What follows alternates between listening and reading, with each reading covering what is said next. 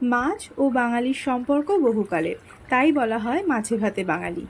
নমস্কার, আমি রাপ্তিস ওয়ার্ল্ডে আপনাদের সকলকে স্বাগতম। আজ আপনাদের সাথে আমি কাতলা মাছের শুকনো ঝালের রেসিপিটি শেয়ার করব। তার জন্য লাগবে ভালো মানের ফ্রেশ কাতলা মাছ। প্রথমেই মাছে হলুদ এবং লবণ ভালো করে মাখিয়ে 15 মিনিট রেখে দেব এবং এটিকে রেখে দেওয়ার পরে আমি ভালো করে তেলে ভেজে নেব। এই মাছের শুকনো ঝাল বানানোর জন্য যা যা উপকরণ লাগবে সেগুলি হলো পেঁয়াজ কুচি, টমেটো কুচি, ধনেপাতা কুচি, শুকনো লঙ্কা, দারচিনি, সামান্য হলুদ, এদিকে নিয়ে নিয়েছি কাঁচা লঙ্কা, আদা এবং গোটা জিরে এবং ধনে। এখানে আমি আদা, কাঁচা লঙ্কা, গোটা জিরে, ধনে, দারচিনিকে ভালো করে পেস্ট করে নিয়েছি। এবার কড়াইয়ে তেল গরম করে তাতে ফোড়নে দিলাম গোটা জিরে, দারচিনি,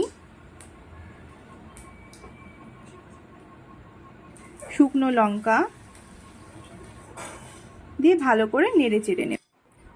এরপর দিয়ে দেব পেঁয়াজ কুচি, এটাকে ভালো করে ভেজে নেব। ভেজে নেওয়া হয়ে গেলে এতে কিছুটা টমেটো কুচি আমি দিয়ে নিলাম। পেঁয়াজ আর টমেটোটা ভাজা হলে আমি এতে যে পেস্টটি করে রেখেছিলাম সেই পেস্টটি আস্তে আস্তে দিয়ে দেব।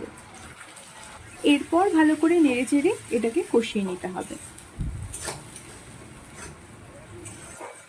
এরপর একটি বাটির মধ্যে হলুদ গুঁড়োটাকে ভালো করে গুলে নিয়ে আমি কষানোর মধ্যে দিয়ে দেব।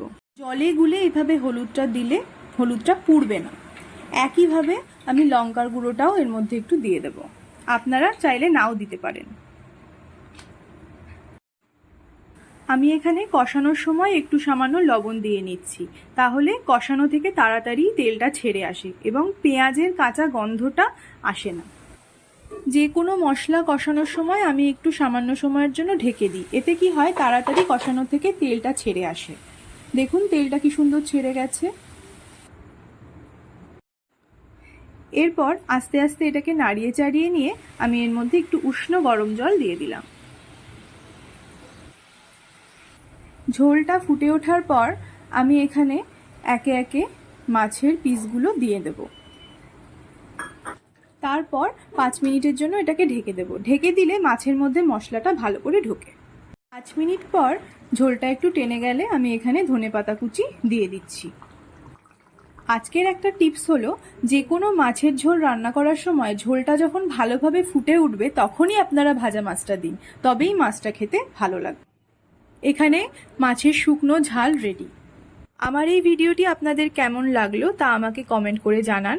ভালো লাগলে লাইক করুন, শেয়ার করুন এবং আমার চ্যানেলটিকে সাবস্ক্রাইব করুন। আর হ্যাঁ, পাশে থাকা বেল আইকনটিকেও প্রেস করতে একদম ভুলবেন না।